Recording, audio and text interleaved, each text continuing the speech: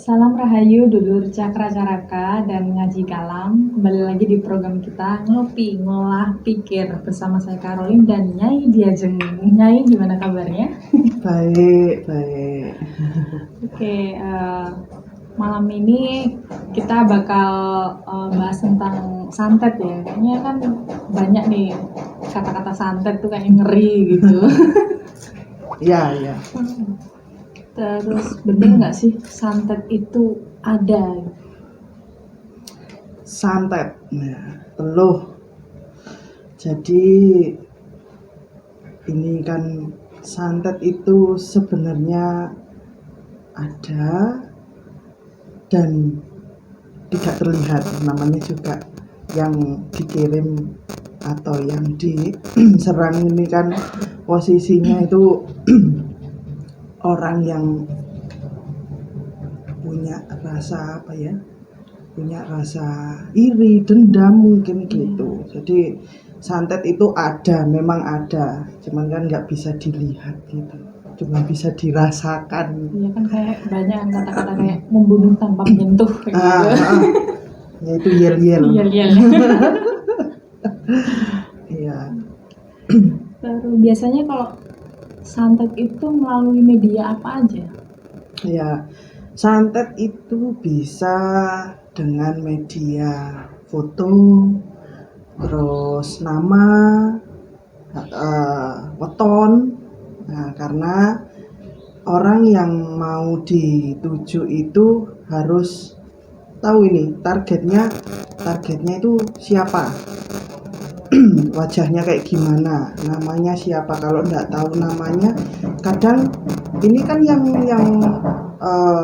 biasa melakukan santet ini kan ada praktisi sendiri yang dia itu buka jasa santet atau teluh gitu. Jadi memang santet ini sudah dicap orang bahwa itu adalah sesuatu yang negatif karena sifatnya kan menyakiti. Iya, menyakiti. Terus yang kayak weton-weton juga gitu. Weton. Harus tahu. Ya, harus tahu wetonnya apa. Karena yang dituju yaitu tadi tanggal lahir, nama lengkap, terus wetonnya apa. Makanya kadang ada kan orang nutupin wetonnya, khawatirnya nanti dibuat uji coba, yaitu tadi kayak santet gitu, khawatirnya. Sebenarnya kan kayak gitu itu nggak usah khawatir sih kalau kita nggak ngelakuin hal-hal yang salah kayak gitu ke orang. Terus kayak di film-film gitu kan kayak boneka-boneka gitu juga ya. Ada yang pakai kayak voodoo. Ya katanya kan kalau boneka kecil itu namanya voodoo. Dikasih jarum atau paku, itu kadang di situ itu sudah yang praktisi ini sudah menyinkronkan vibrasi ke boneka ini, membayangkan foto ataupun nama dari target itu, makanya kan bisa nyampe gitu ya. Macam-macam medianya, macam-macam. Tergantung gridnya. Ada gridnya juga. Ada gridnya mau yang hanya menyelakai, ada yang ngerogoti dalam tubuh kita. Jadi gitu. bikin sakit gitu. Ada yang hanya kayak dibuat ini loh, orang itu dibuat kacau, itu juga ada. Macam-macam. Terus misalnya kalau dari jarak jauh itu kan juga bisa. Iya. Bisa luar pulau atau bisa. Cuman gini, tergantung dari praktisinya. Kalau praktisinya punya energi yang lumayan, itu bisa yang kan ada nih santet yang katanya ndak bisa nyampe kalau dia itu nyebrang laut. Nah, beda pulau. Beda pulau. Karena di laut sendiri itu kan juga ada penjaganya. Kalau praktisi ini punya kemampuan untuk mengirim teluh atau santet itu di luar pulau atau harus menyeberang laut, itu bisa sampai gitu. Jadi ya itu tadi, santet ini ada yang grade dari macam-macam santet itu tadi, terus juga kemampuan dari praktisinya. Selama dia mampu untuk ngirim umpama di luar negeri gitu ya, kok bisa sampai, ya itu tadi dia punya kemampuan yang lumayan gitu sih. Terus kalau misalnya santet itu sama kayak dengan pesugihan gitu juga nggak sih? Ada perjanjian, ada tumbal. Oh, santet ini ya sebenarnya memang kan tujuannya mencelakai. Jadi kalau soal ada nggak sih perjanjian umpama sebelum melakukan santet gitu. Nah, itu ada sistem kontraknya juga, perjanjiannya juga. Jadi memang apa yang mau ditumbalkan itu juga ada di situ. Karena mainnya kan main sama goib ya. Jadi goib pun mau bekerja juga minta imbalan. Jadi memang harus ada kayak tumbal gitu sih. Ya tumbal hewan, biasanya hewan yang dipakai. Kadang ini macam-macamnya hewan yang dipakai itu ada gagak hitam, terus habis itu ayam cemani, terus apalagi ya, ada juga yang pakai anjing, itu juga ada. Jadi macam-macam hewan-hewan yang dibuat sarana untuk membayar si goibnya ini gitu. Terus dampak dari santet sendiri? Dampaknya kan pasti ya, namanya santet ini nyakitin gitu. Dampaknya itu bisa untuk orang yang diserang, target yang diserang itu dampaknya sakit yang berkepanjangan. Terus setelah itu lama-lama juga mati, bisa menyebabkan meninggal memang, karena kan kegrogoti ya. Makanya kalau orang kadang kena santet ini biasanya nggak seberapa bisa terdeteksi sama apa ya, mungkin ada pihak-pihak medis gitu. Ya karena itu tadi sistemnya sistem goib yang bermain. Jadi memang bisa menyebabkan sampai kematian. Tergantung orang itu yang disantet ini tadi punya apa ini namanya, kayak energi tebengan gitu kan, punya perisai lah di luar itu. Itu kadang-kadang memang bisa santet itu masuk secara pelan, tanpa apa ya, kayak frontal gitu. Akhirnya dia pun yang ini ya, yang punya perisai ya, yang punya benteng itu, ada yang bisa lebur santet itu, ada yang yaitu ngerogotinya pelan-pelan, tadinya nggak kerasa, lama-lama kok lemas atau tiba-tiba kok pingsan. Itu memang misteri kalau main-main santet. Memang ada imbas baliknya nggak sih kalau untuk si pelaku sendiri, bisa kena balik gitu? Karma itu, hukum karma pasti karena walaupun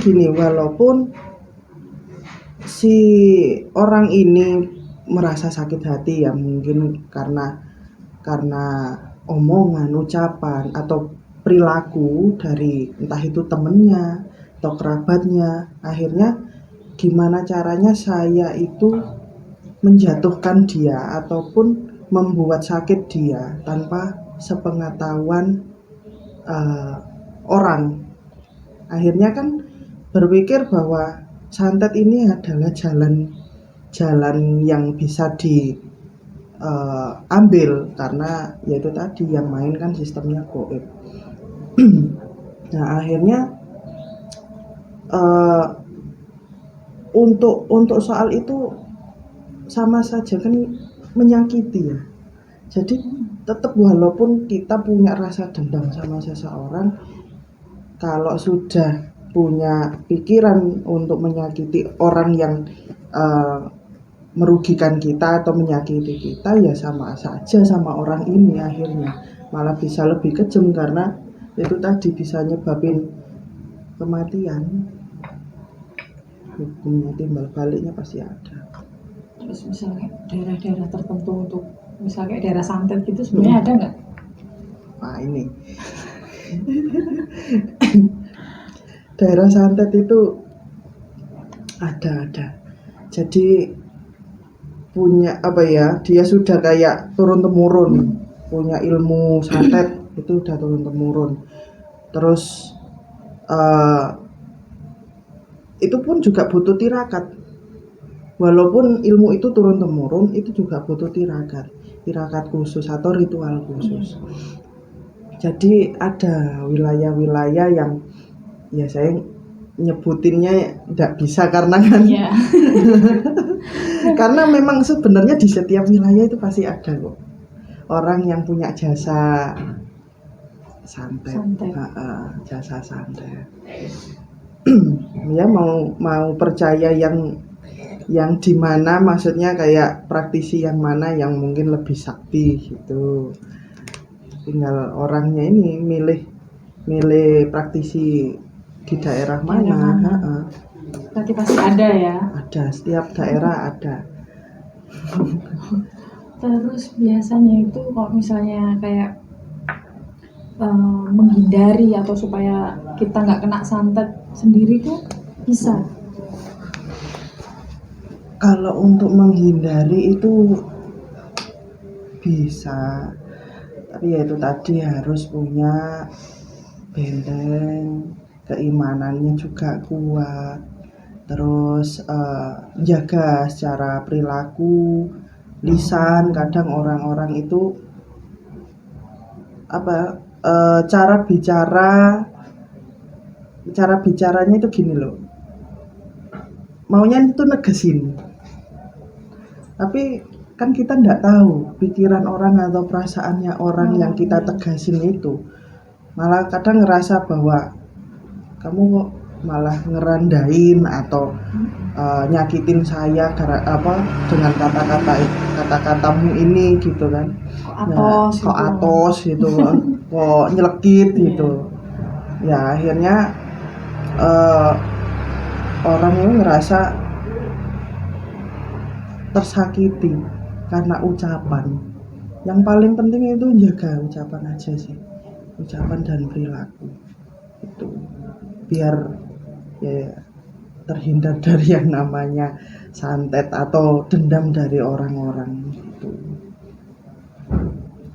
Terus kalau misalnya kayak model mereka yang nggak suka terus melempar apa di rumah dilemparin apa kayak gitu, bisa juga gitu. Bisa. Itu pakai media tanah biasanya. Ada juga yang pakai tali pocong gitu. Tanah kuburan. Pakai tanah kuburan. Tapi gini, itu semua nggak mempan kalau tidak ada doa maksudnya mantra yang negatif, nggak akan mempan. Memang semua itu harus ada praktisinya kok untuk membuat media, entah itu pasir, tanah kuburan ataupun kain. Nah itu harus ada mantranya, pasti ada nama dari yang mau dituju. Jadi ya kadang kan ada orang-orang yang pengen rumahnya itu aman. Nah, gimana sih caranya rumah ini aman tanpa dimasukin santet? Caranya itu ada yang juga pakai media kayak bambu kuning, terus biasanya pakai pohon apa ini, tanaman kaktus yang berduri, yang berduri. Terus ada juga yang kadang apa ini, ngubur mendemkan suatu jimat gitu kan ada. Tapi yang terpenting itu orangnya yang di dalam. Kalau orangnya lengah atau kosong pikirannya, ataupun dia juga membawa, yaitu tadi loh, membawa suatu sifat yang buruk, ya walaupun rumah itu dipagarin kayak gimana, tetap bisa kena. Terus kayak misalnya bisa muntah keluar paku lah, atau perutnya besar kayak gitu. Nah, itu memang apa ya, sering ya terjadi ya. Sering terjadi yang kayak perutnya besar sampai muntah-muntah darah itu sudah kegerogoti dalamnya. Kenapa kok bisa masuk paku, kok bisa masuk jarum, kok enggak becak yang masuk atau emas gitu ya. atau emas ya. Yang dicari itu barang yang bisa berkarat. Karat ini kan untuk tubuh itu kan apa ya, racun kan. Jadi dicari barang yang bisa berkarat. Nah, gimana dari benda yang tadinya itu nyata kok bisa masuk ke tubuh? Itu ada yang namanya portal dimensi. Nah, ini portal dimensi ini yang nanti itu antara nyata masuk ke goib, jadilah benda nyata lagi yang masuk di badannya manusia. Nah, itu bisanya juga sama orang-orang yang sudah terbiasa dengan apa ya, ilmu-ilmu santet. Ini kan ilmu sebenarnya gini loh, santet itu ilmu baik loh sebenarnya. Sistemnya kan sistem ngirim. Kalau dari era dulu, di kerajaan dulu, ini santet itu untuk ngirim makanan. Oh ya. Loh iya, santet itu untuk ngirim makanan. Kenapa pelaut-pelaut di era-era kerajaan itu kok bisa lama di laut? Kok bisa bertahan lama di laut? Padahal stok makanan ini kan terbatas pastinya. Tidak ada bahan makanan pokok ya. Kecuali kan mancing ya, nek dulu mancing di tengah-tengah laut, apalagi di sana juga apa ya, kayak badai ataupun ya siklus alam yang kita nggak bisa memprediksi. Nah, ini ada orang ataupun ya itu orang-orang Linue dulu itu di era kerajaan itu pun disembunyikan dari kerajaan itu untuk ini tadi, sistem teluh atau santet, untuk ngirim makanan, bukan untuk menyelakai. Nah, karena anak turun ini mulai tahu soal sistemnya santet ini untuk ngirim, akhirnya kan untuk melukai orang. Enggak buat ngirim makanan. Ya enak kalau buat ngirim makanan kalau sekarang. Iya. Nggak usah pakai Gojek ya. Pakai santet aja. Disalahgunakan berarti ya. Disalahgunakan, iya. Salah gunakan. Jadi ilmu itu enggak ada yang salah sebenarnya. Semua ilmu kan baik. Tinggalkan oknumnya aja yang mau dibawa kemana ilmu ini. Itu sih.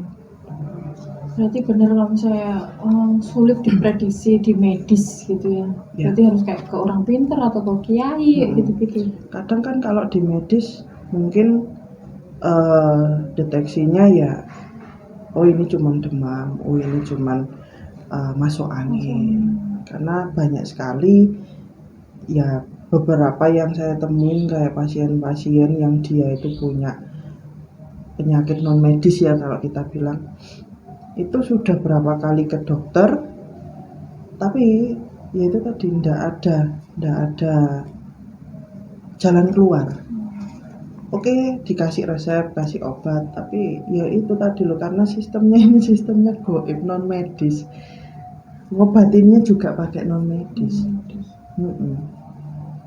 Sampai gitunya kalau santet itu.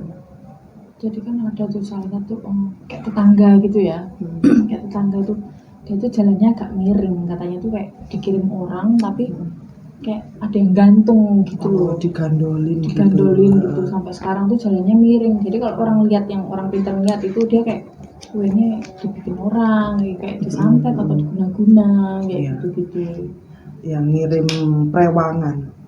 ngirim prewangan untuk itu tadi loh, macam-macam kan santet itu, ada yang dari luar, ada yang dari dalam.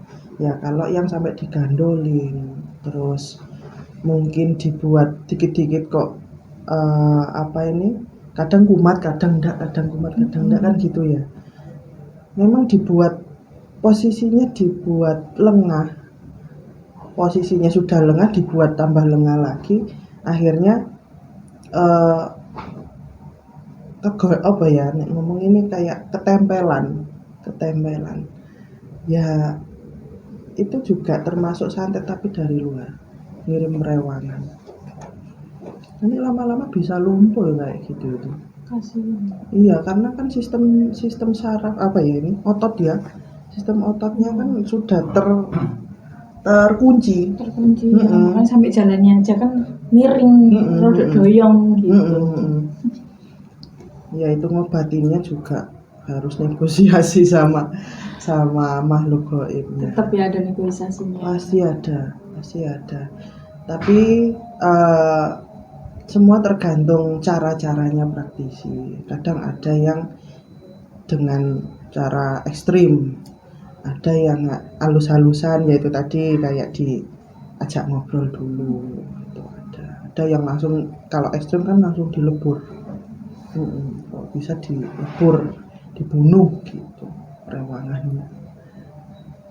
Kalau misalnya kita nggak suka balik, misal kita nih disantet orang, terus kita mau ngebales itu bisa juga? Bisa lah, tetap bisa. Tapi praktisinya jangan yang sama. Harus beda.